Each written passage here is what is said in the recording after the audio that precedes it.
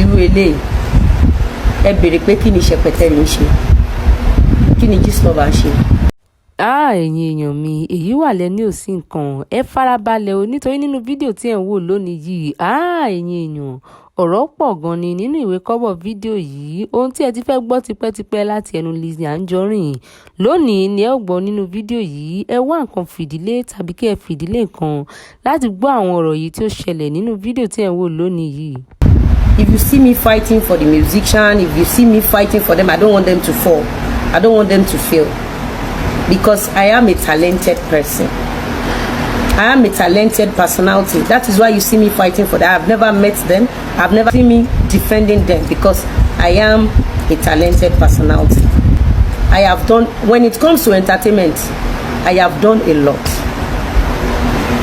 Ní Yoruba, kò ń ṣe Yoruba film industry nìkan. I have done a lot. Fún mi láṣọ yẹn. Fún mi ní bọ́ọ̀lù yẹn. Lizzy tẹ̀rí tó wá jókòó sí di aṣọ lẹ́nu tẹ́lẹ̀ ìyá bú títọ̀ wọn abú títí bí abú títọ̀ wọn sọ̀rọ̀ sí wọn pé orin kan ṣe tí mo kọ́kọ́ rìn sí wọn pé mo kọ ìlọ́tọ̀ fún mi. ṣé o mọ reason tí mo ṣe drop mi ò lè tán ra mi.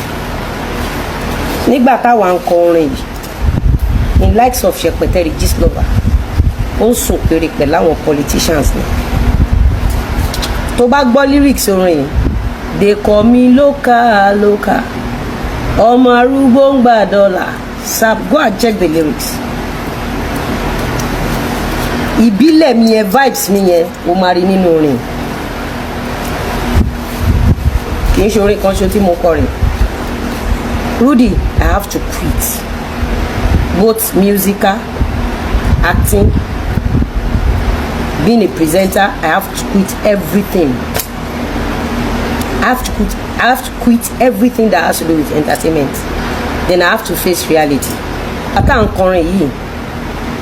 Ìgbà yẹn Ṣẹpẹtẹrì Gistlover ó ń kó àwọn ọmọ kéékèèké jọ ni. Wọ́n fi àwọn ọmọ yẹn ṣiṣẹ́ aṣẹ́wó. Tẹ́ bá wo Ṣẹpẹtẹrì dáadáa ẹ rí pé kò ní talent. Ẹ lọ wo Ṣẹpẹtẹrì Gistlover. Ẹ bí pé kí ni nǹkan tó ti ṣe nígbésí ayé ẹ̀. She cannot come out and pinpoint one thing tó ti ṣe nígbésí ayé ẹ̀.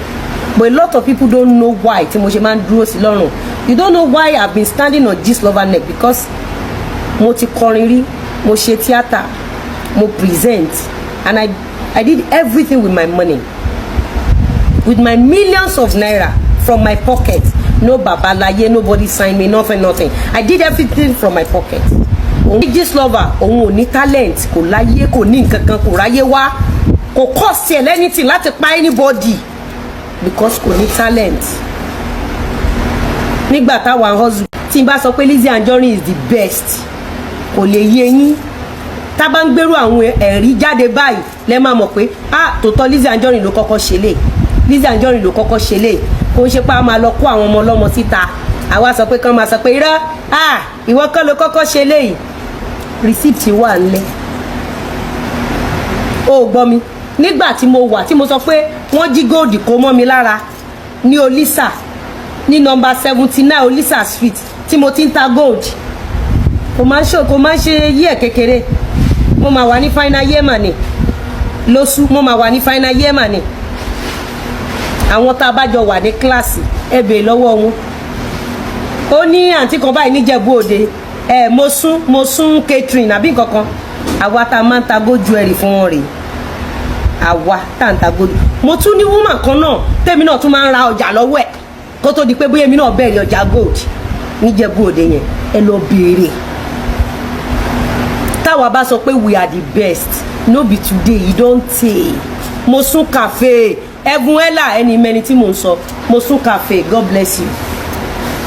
Mo sún cafe wà láyé kọ́lọ́n bá wa lọ́rẹ̀ ẹ̀mí wọn wà láyé àwa tá God bless ẹ lọ béèrè níjẹ̀bú òde mo sún cafe àwa tá ń ta gold fún rẹ̀.